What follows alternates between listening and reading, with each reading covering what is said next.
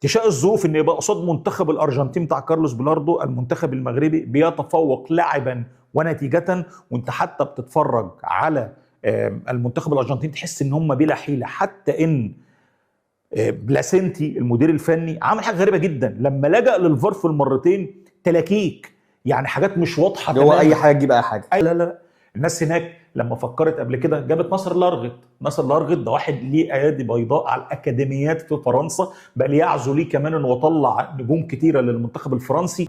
في لعيبه جت من الشارع حرفيا. انا في مثلا صوره شفتها ليونس البحراوي لاعب الكوكب المراكشي وهو واخد شهاده تقدير كده في دوره في الشارع وهو بيلعب. قال لي حسام الصادق. قلت له انا ما خدتش بالي منه قوي. قال لي لا عايزك تبقى تركز معاه اخويا عادل وانت بتتفرج على المباريات. اتفرجت عليه جامد جدا. استحاله ده 19 سنه، لانه فعلا الحدث فرض نفسه بشكل قوي جدا. تتويج المغرب بكاس العالم تحت 20 سنه بعد الفوز على الارجنتين. المغرب بتحقق المونديال بعد الفوز على البرازيل، الفوز على اسبانيا، الفوز على فرنسا، الفوز على الارجنتين باستحقاق كامل. مفاجاه للاوساط الرياضيه العالميه بلا نقاش. لكن في المغرب يعتقدون بانه اللي حصل ده كان هو النتاج الطبيعي لسنوات كتير من الشغل. ايه اللي حصل في المغرب؟ ازاي الناس وصلت في زمن قياسي من حيث التخطيط لهذه الدرجه من النجاح؟ رابع العالم، ثم ميداليه اولمبيه، ثم بطل كاس العالم تحت 20 سنه. هل الامور او الجاب بيننا وبينهم كبير؟ وبعد كده نتكلم عن نفسنا في هذه الحلقه اللي بالتاكيد هضيف ليها دكتور عادل سعد اللي منورنا ومشرفنا. دكتور مساء الفل يا محمود، خبرك ايه؟ الاول كان هناك توقعات للمغرب في المونديال ده صحيح انه هيوصل لبعيد، لكن التتويج بكاس العالم يعد مفاجاه اكيد قدام كل المدارس دي. اولا تعالى نتكلم على التخطيط اللي تم من سنين بالنسبه للمغرب. الناس عارفه القصه المعتاده، اللعيبه مزدوجي الجنسيه او اللي عايشين بره في اوروبا بيتم استقطابهم، ومن هنا ابتدى نجاح المنتخب الاول. لكن على الاجيال الصغيره الرؤيه اختلفت، لان الناس هنا بقت فاهمه انه اللعيبه دي بتاع المنتخب ده نص المنتخب ده تكوينه في المغرب مش من بره. الجزء اللي انت اتكلمت فيه ده الجزء المتعارف عليه، ولكن الجزء الخفي في الموضوع ده امور كتيره جدا.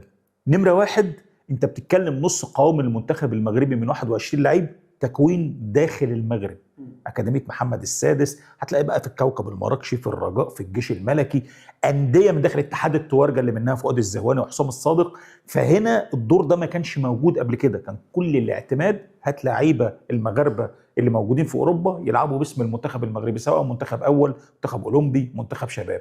انت هنا عملت الميكس، الخلطه السريه، الخلطه اللي انت جبت فيها لعيبه من بره من اوروبا تقدر تصنع لك الفارق، ولعيبه من داخل الدوري المغربي كانت نجوم على راسهم الزبيري الراجل اللي لعب داخل الدوري المغربي اكاديميه محمد السادس، اتحاد التوارجه، ثم انطلق لنادي صغير في البرتغال. وانا بقول لك هتبقى عليه خناقه كبيره.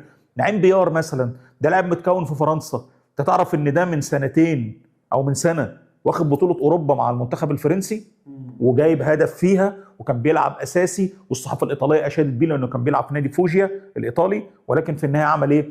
هنا برضو النقطه بقى الثانيه، الاقناع، كيفيه اقناع اللاعبين. انت كل ما الانجازات بتزيد فانت بتقدر بيبقى في سهوله في الاقناع بالنسبه للاعبين. سيبك من ده وتعالى هنا. في بعض اللاعبين ممكن يبقى مقتنع بفكره ان هو يبقى موجود مع منتخب اوروبي، ولكن النسبه والتناسب من اول بقى ابراهيم دياز والاسامي الكتيره اللي تم اقناعها دي فرقت كتير مع المنتخب المغربي.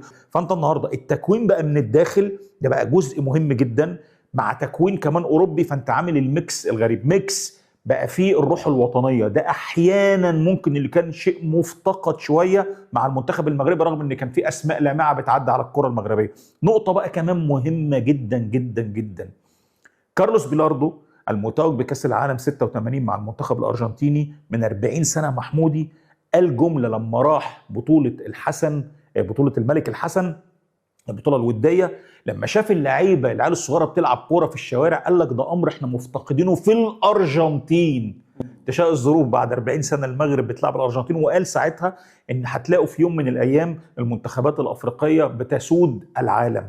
تشاء الظروف ان يبقى قصاد منتخب الارجنتين بتاع كارلوس بيلاردو المنتخب المغربي بيتفوق لاعبا ونتيجه، وانت حتى بتتفرج على المنتخب الارجنتيني تحس ان هم بلا حيله، حتى ان بلاسنتي المدير الفني عمل حاجه غريبه جدا لما لجأ للفار في المرتين تلاكيك، يعني حاجات مش واضحه اللي هو اي حاجه تجيب اي حاجه. اي حاجه بقى هاتوني دخلوني في اي حاجه، انا مش لاقي، مش ما فيش حلول. فاللي هو بيتلكك على اي حاجه، وحاجات ما كانش فيها حاجه، شبه الكوره اللي محمد وهبي رفع عليها الكارت في الاول عشان تتحسب فاول، وان كانت هي طرد، بس الحكم ظلم المنتخب المغربي عشان ياسر الزبيري يسجل هدف. طيب يعني هنا بنتكلم على التكوين المغربي اللي كان مختلف، يعني ده الجزء المختلف عن الجزء السابق بتاع اللاعبين مزدوجي الجنسيه. السؤال بقى الاهم عند الناس هو ايه اللي بيحصل في الاكاديميه؟ يعني الاكاديميه دي لماذا كل منتجها فخم بهذه الدرجه؟ ايه اللي بيحصل فيه؟ لان انت شغال صح.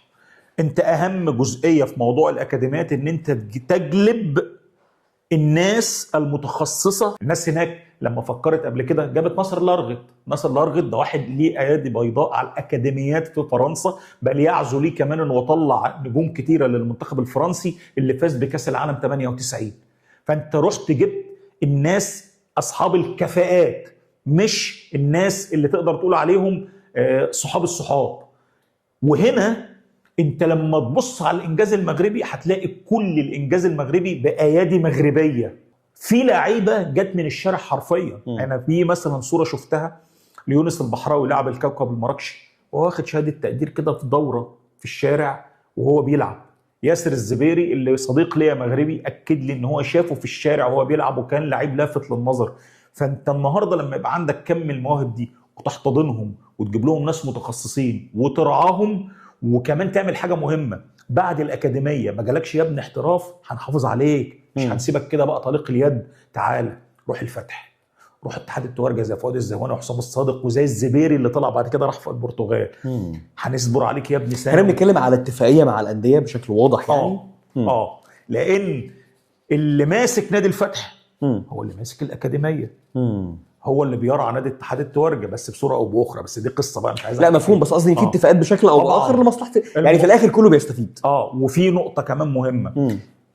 بعد بطوله افريقيا لما المغرب طلعت فيها وصيف من جنوب افريقيا مع جنوب افريقيا في المباراه النهائيه، محمد وهبي رغم الانتقادات اللي طالته بسبب الخساره والاداء غير المقنع اثناء بطوله كاس الامم الافريقيه، وانا رحت اتفرجت على مباريات كمان من الملعب، اتعملت حاجه مهمه جدا كان ليها يد فيها فوزي لقجع. هل اللعبه دي ما جالهاش عقود احتراف؟ جال. اقول لك على حاجه، اللعبه دي متواصله بيا وانا متواصل بيهم وبتشرف بيهم لان هم زي ولادي بالظبط. فؤاد الزهواني، حسام الصادق، عندك كمان احمد خاطر قبل ما ينتقل من بلجيكا يروح للسعوديه، معاذ الضحاك صحيح ما انضمش للمنتخب ولكن كان موجود مع المنتخب. عمل ايه؟ اجلوا فكره الاحتراف لما بعد كاس العالم عشان يزداد التركيز. ولو يا ابني جاي لك عرض احتراف مثلا في نادي درجه تانية في اسبانيا ما بعد كاس العالم، لان هم عندهم ثقه في اللعيبه، هيجي لك حاجه احسن واحسن. انا بقول لك اهو اتفرج على الخناقات دلوقتي يا محمودي اللي هتحصل على لعيبه المغرب بعد بطوله كاس العالم. ففكره ان انت تبقى مسيطر من فوق على كل خيوط اللعبه، ما انت سايب الموضوع للصدفه. علشان كده انت بتتفرج على نسخه من المغرب كانت مبهره، بدايتها بالفوز على اسبانيا والبرازيل والارجنتين. احنا كنا زمان واحنا بنلعب كره في الشارع يقول لك جايين تلعبوا مين؟ ده لا ده فريقنا الارجنتين. لا انتوا جايين تلعبوا مين؟ ده فريقنا المغرب. لو انت بتتفرج على ماتش المغرب والارجنتين تحس ان الامور اتبدلت، الادوار اتبدلت. لا الارجنتين هم المغرب والمغرب هم الارجنتين لو بنتفرج من 10 سنين. فكل الامور اللي انا بحكيها لك دي وما خفي كان اعظم كان سبب النجاح. ما فيش حاجه بتيجي بالصدفه، استحاله حاجه تيجي بالصدفه. علشان كده الناس دي ناجحه. الحارس المخضرم صاحب ال 40 سنه وربنا يديله الصحه يعني، عبد الرحمن الحواصلي الحارس الحالي لنادي اتحاد التوارجه، وعلى فكره بقى منافس بقى اعلامي وبيطلع في البرامج وبتاع. بقول له انا خايف منك يعني. كل التوفيق ليه. كنا بنتكلم مع بعض على معاذ الضحاك وكده، قال لي كمان انا عايزك غير معاذ، عايزك تبص على لعيب عنده شخصيه. انا باخد الكلام منك. قال لي الاول اتفرج على لعيب كبير عندنا في اتحاد التوارجه. بقول له مين؟ قال لي حسام الصادق. قلت له انا ما خدتش بالي منه قوي. قال لي لا عايزك تبقى تركز معاه اخويا عادل وانت بتتفرج على المباريات. اتفرجت عليه جامد جدا. استحاله ده 19 سنه عنده شخصيه وقوه. بيكفي ان انت المنتخب المغربي بلاعيبه المحترفين بلاعيبه من الدوري المغربي كابتنهم واحد من داخل المغرب حسام الصادق. جامد جدا عنده شخصيه. فانت هنا لما تجيب صاحب التخصص اللي بيشتغل على شخصيه، على فكره انت ممكن يبقى عندك لعيب موهبه كبيره جدا ولا عنده شخصيه ولا عنده كاريزما ولا عنده قابل للتطور، مش قابل للتطور ولا عنده هامش التطور. انما انت لما تزرع في اللعب الشخصيه والروح الوطنيه وان انت بتلعب باسم المغرب وانت شايف الانجازات اللي بتحصل من حواليك، هتشوف المنتوج بالشكل اللي انت شفته ده.